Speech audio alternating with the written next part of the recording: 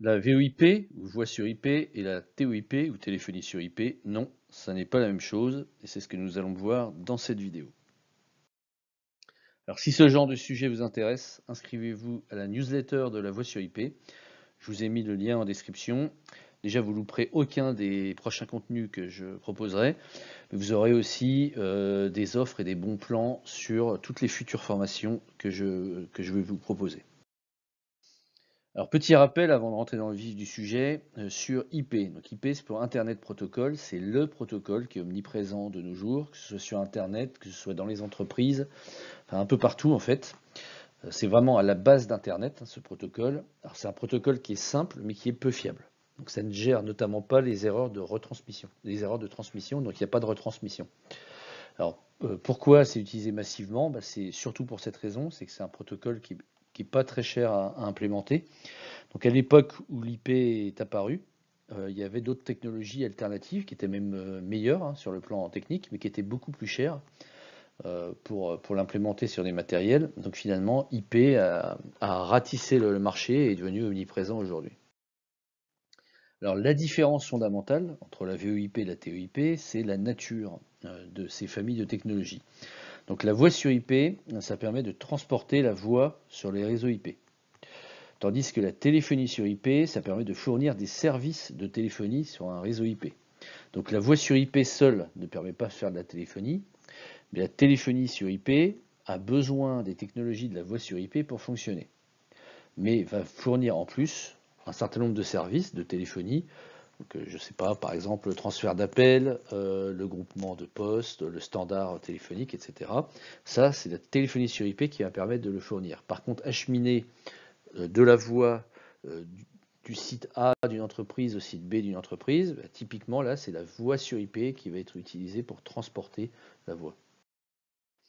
Alors, je vous donne quelques cas d'usage typiques qui vous permettent de mieux comprendre concrètement à quoi sert la voix sur IP. Donc, le premier exemple, c'est dans une entreprise, on a deux anciens systèmes de téléphonie qui sont sur deux sites différents.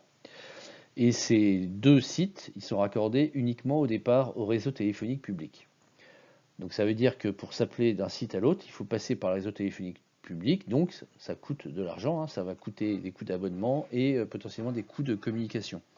Si on met en place de la voix sur IP entre ces sites, on va simplement payer la bande passante, on va payer un lien IP sur chaque site, puis une fois que ce lien est en place, on peut de manière illimitée, sans surcoût, passer de la voix sur IP entre les sites, et donc on va rendre les appels de site à site quasi gratuits. Donc ça c'est un premier exemple.